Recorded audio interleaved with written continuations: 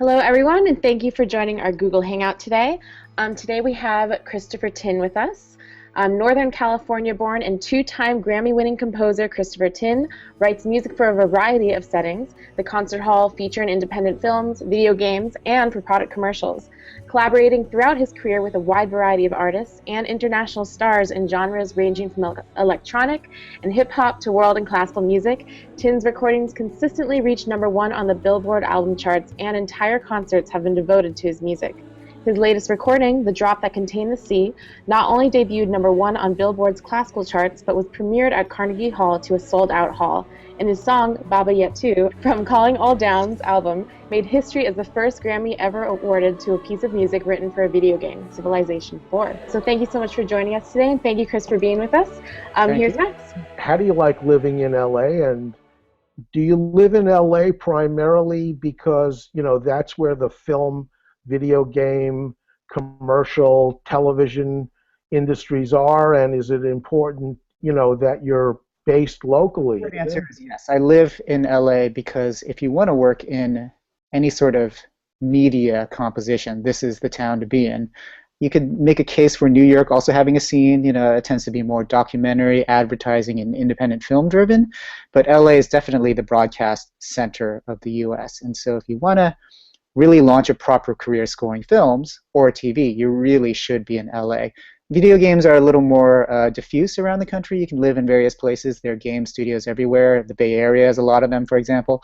But I live in LA, one, because of, this is where it's happening in terms of the scene. And two, I was born in Northern California, and I love California. And I love the sunshine, and it's, 70 degrees outside right now. And you can't trade that for anything. So it's a lifestyle thing, too.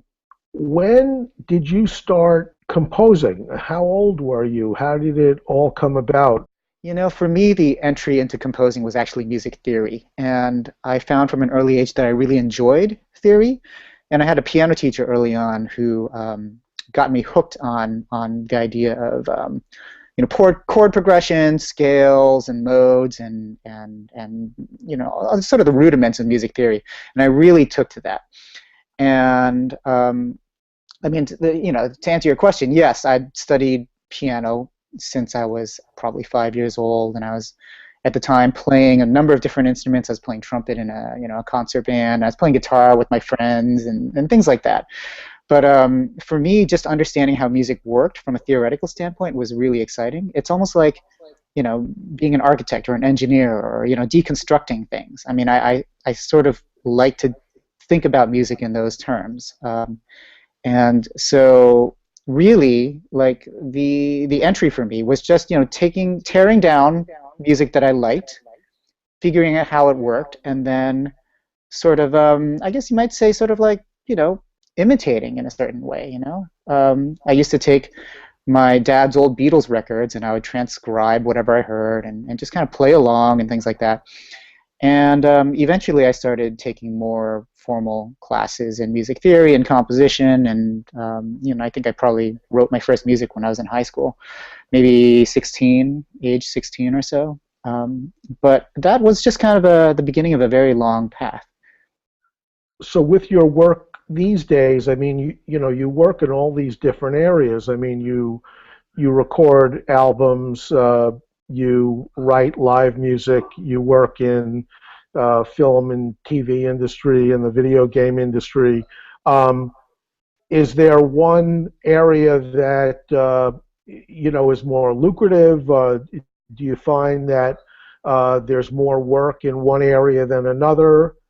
Yeah, well, there's sort of almost an inverse relationship between artistic satisfaction and financial stability in a sort of way. I mean, part of the reason I sort of try to juggle these two worlds is, on the one hand, I write my own concert music and release my own albums because that's what I want to do, and it makes me feel good and creatively satisfied by doing so. But on the other hand, what really is lucrative is writing music for all these multimedia projects: film, TV, video games, commercials, to a lesser extent nowadays.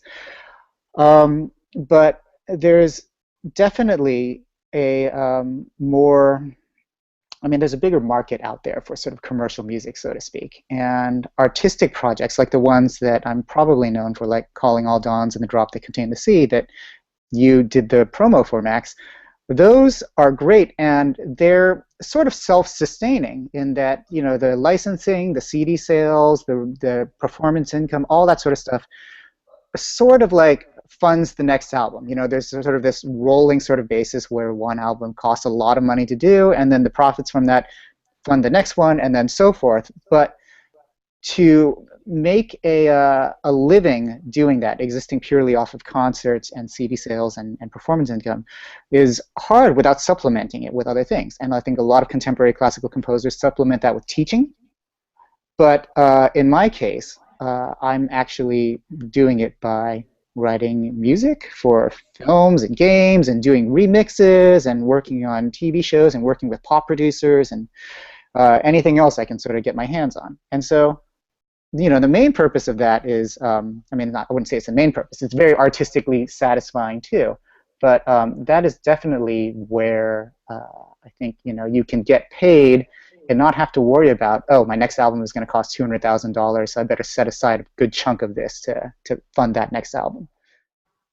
Are there major differences or some differences between composing for a film, composing for a TV show, composing for a video game? There absolutely are, and you know, there are different aspects where there are different layers of difference. I'll put it this way: artistically, there are certain demands that every different format imposes on you, right? Films are a certain length. Various commercials are 30 seconds long. Video games can be 40 hours worth of gameplay, but the music needs to be modular to you know, accommodate those 40 hours of gameplay. There's issues of schedule which affect the way that you approach things. I mean, commercials, you know, you'll get a call at 10 p.m. and say, hey, we need a piece of music for this 30-second spot. Can you deliver it by 10 a.m.? So I've gotten those calls before. Whereas a video game, they'll say, yeah, the game's coming out 3 years from now, and we need 180 minutes of music, and you come up with your own schedule, right? So there are those sorts of demands, but there's also the culture of each industry that you work in. I mean, there are certain expectations that people have when they work in, for example, advertising that you don't quite get when you're working in video games, for example. There's a culture of advertising that a lot of ad people blog about, which is very fast-paced and demanding, and you know, you have to be very flexible and try out a lot of different things and almost cater to the whims of the client a fair amount. You know, if the client says, hey, I want to try this with saxophones, you add saxophones. And they say, nah, you know, you take away those saxophones, right? And you've just spent a day recording saxophones, and that's, you know, $600 down the drain or whatever. That's just kind of the culture of advertising. Video games are a little different. You know, the people, they work on a different sort of time frame. The creative expectations are different. So, I mean, each industry does have its own sort of culture. And I'd also say that each industry, and I'm going to throw, you know, concert music into the mix as well, each has a different perspective on where the composer sits in sort of the hierarchy and the pecking order, so to speak. You know, when I'm writing concert music, in classical music, the composer and the composer's intentions are like the word of God. You know, it's like there's this reverence for what the composer wanted, and that's just sort of ingrained in the culture of classical music. To go to the opposite end of the spectrum, when you get into media, especially things like advertising, you know, you are the very smallest person on the totem pole, you know, and you know, you are essentially at the whims of the creative team at the advertising agency and also the client, you know, the end brand, whether it's like Coke or, you know, BMW or whatever you're writing music for. They will, the idea that, you know, you're a composer with a voice and your vision needs to be honored means nothing in those worlds, and essentially you are at service of the product. And so there's this huge discrepancy between the way, I guess, you're perceived in the classical world versus all the way down the spectrum of media scoring. I mean, obviously there was a big change in what is defined as classical music at the beginning of the 20th century and the onset of Impressionism. That was a huge change in classical music. And now, 100 years later, classical music really has an entirely different profile again, now that we've got digital instruments and the tonal landscape is radically different from where it was at the beginning of the 20th century. Is that a fair assumption? I would say so, but I wouldn't overstate the I guess the change that we're talking about here. Yes, there are some changes in form, and yes, there are some expectations that are now different, and yes, you'll have a wider variety of sounds and forms of music being written. You know, you have a piece like Become Ocean that is essentially, you know, he's like our American Ligeti, right? You know, John Luther Adams, right? It's just a huge tone cluster that extends for 45 minutes. And I don't think you certainly wouldn't have seen that 100 years ago. But to a certain extent, I don't think anything is, no change is shocking now to people. But to go back to what my previous assertion, I don't think that it's really all that different. I mean, you know, you go to a concert and you still have maybe, you know, your concerto and then followed by a new commissioned work and then your master work at the, you know, the second half, right? Like the format of concerts is still largely the same. And there's interesting stuff being done out there that breaks down what the concert experience is, and people are doing cool concerts in places like crypts and stuff like that, right? The publicist I work with, Andrew Owsley, he's doing a series of concerts in New York, actually, where I think they're taking place in a crypt somewhere in Brooklyn or something like that, and I think that's totally cool. But I don't necessarily think that change is that huge, or at least I'm conditioned, and I think a lot of people by now, after 100 years since, you know, the Rite of Spring, we're now conditioned to accept change, and so I don't think, you know, change has gotten old. I guess changes. Maybe we've become conditioned to it, or we just aren't shocked by it anymore.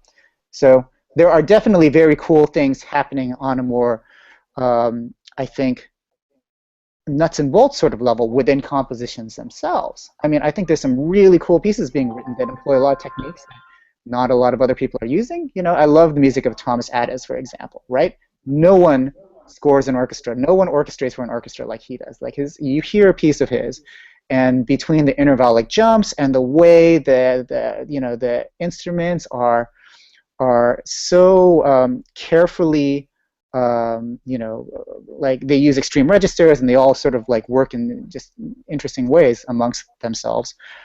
There's no one else who sounds quite like him, you know. And same with like Andrew Norman, for example. Like there's just a kinetic appeal to his music that you don't necessarily find anywhere else. So on that level, I think, yes, we're getting some really, really cool music written nowadays. Does it shock me? Does it shock anyone? I don't necessarily think so.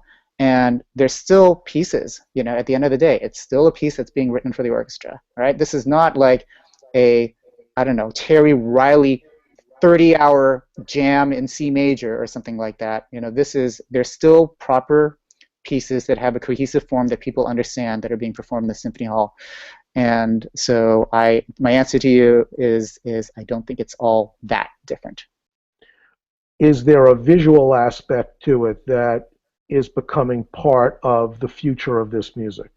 I would say to that I love it as an audio-only experience, but I'm concerned about its lifespan as one, because we are increasingly entering not only a world that is more visual and multimedia oriented, but interactively oriented as well. And so, you know, the idea of any one art form existing purely on its own starts to get a little quaint, you know. So like, when was the last time you went to a museum, for example? Or when was the last time you read a poem, right? I mean, we're entering a century where a lot of things are going to interact with each other in terms of multidisciplinary cross-collaboration. And I feel like it's only natural that eventually the idea of just music on its own becomes a quaint and antiquated notion. Now, I hope that's not the case. I really hope that's not the case, because as any of us who grew up listening to music on its own, we treasure that experience, right? And honestly, that's part of the reason why we go to live concerts. I mean, you know, you go because, yeah, there's nothing quite like the acoustics of a live space and a symphony orchestra, but also you go because that is a time where you've paid good money to sit down and not be distracted by anything else other than listening to the music and watching the conductor and the orchestra play. So I believe that, you know, there has been visual dimensions added to music for almost as long as music has been around. And at first that was theatrical and operatic, and in, you know, 60s and 70s you get more sort of multimedia works that incorporated film and things like that. Do I see a big quantum jump now going on? Not necessarily. I don't necessarily feel like nowadays we're getting more sort of concert music with a visual dimension added to it than maybe people in the 60s and 70s got. Now, I wasn't around back then, so I can't say for sure, but I just feel like we haven't made that jump yet. What's that next jump? Maybe it's more interactive music in some way. You know, I have a lot of colleagues who are experimenting with ideas of orchestras, you know, integrated with some sort of interactive dimension, like a video game, for example. And of course, I have a lot of friends who do video game music concerts, like Video Games Live, for example, produced by my friend Tommy Tallarico, which is a show where they perform video game music live with the symphony orchestra to synchronize to footage of the games. Now that's amazing too, and that brings in the crowds. But I don't think we've reached that next step where we're introducing some new technology that blows everyone's mind and makes the symphony orchestra experience something completely different than it wasn't 30, 40 years ago already. What are your most significant musical influences? You know, what do you listen to? Well, I listen to a lot of different genres of music. And I would say, starting on the classical side, I would put Brahms, Copland, Bernstein, Stravinsky, Prokofiev, John Adams, Thomas Adès, who else? There's more. Puccini, Mahler, of course. Brahms forward, basically, is where I start to get excited about music. On the film side, I listen to a lot of film soundtracks. I mean, by everyone from John Williams, James Horner, Hans Zimmer, Elliot Goldenthal, Ennio Morricone. You know, there's a lot of great composers working in film as well. Jazz, I get a lot of inspiration from jazz. I tend to listen to more big band, I would say, than sort of small combo type stuff. But I do like the work of a lot of jazz arrangers, guys like Vince Mendoza, for example. I really love his charts. And then I listen to a lot of like pop and rock and, you know, just generic stuff that everyone listens to. You know, I'm a huge fan of Florence and Machine. You know, I love her. She's amazing. There are a lot of younger pop artists nowadays who I like, but not necessarily because of their songs or their singing, but or who they are. But I also am a huge fan of pop music production and what those producers do in terms of manipulating sounds and creating new sounds and new combinations of sounds. I think there's a lot to be learned from that I can incorporate into my own music. I like world music as well. I mean, there are a lot of great vocalists out there, some of whom I had the fortune to work with, like the Soweto Gospel Choir in South Africa and Le Mystère de Voix Bulgare, the Bulgarian women's choir, whom Penka actually helped me out with. Penka, being Bulgarian and being an amazing composer, helped me out with this song that I wrote in Bulgarian for my second album, and it's called Temen Oblak, which means dark clouds. And the choir themselves, Le Mystère de Voix Bulgare, is amazing in that they sing in a way that's unlike anything else out there. It's a vocal tradition that developed over centuries. I wish Penka were here and we could hear her because she could explain this better than me, but it came out of the tradition of just sort of women working in the fields and singing to each other while they're, you know, washing their laundry in the streams and stuff like that. And so I got a chance to work with this amazing women's choir in Bulgaria, and it was the loudest sound I've ever heard come out of a human like mouth. Like the way they sing is so forceful that I could feel my teeth rattling. It just, it was that loud and fundamental of a tone. Um, so, to wrap up your question, I mean, I listen to a lot of different types of music, and I feel like I can learn from almost any different genre out there. And all of that you need to assimilate as a composer to have a voice and to develop your own style and to have different tools in your toolbox. What's coming up for you? Give us a rundown of what's happening for you this year. I have a few concerts coming up. I've got one April 3rd at the Lincoln Center, a concert being put on by Distinguished Concerts International, New York. It's a performance of Calling All Dawns, and a bunch of choirs from around the country are flying in. I think we're going to have about 250 singers on stage with a full symphony orchestra, so they'll be performing Calling All Dawns, my first major song cycle.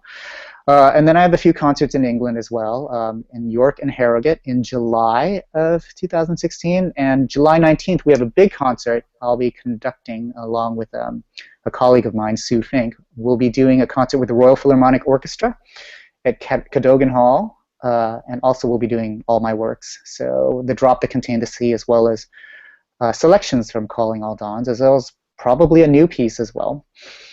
And then on the composing front, I've been hit with a lot of different projects. I'm doing 2 films right now, 2 video games, working on well, I can't talk about this other project, but it's a very cool interactive multimedia dance movement franchise that people everywhere know that I'm working on right now. Yeah, so just keeping a full slate.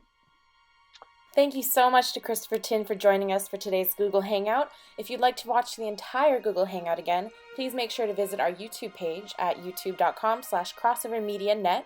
We also have a ton of great downloadable material and news about all of our artists on our website, www.crossovermedia.net.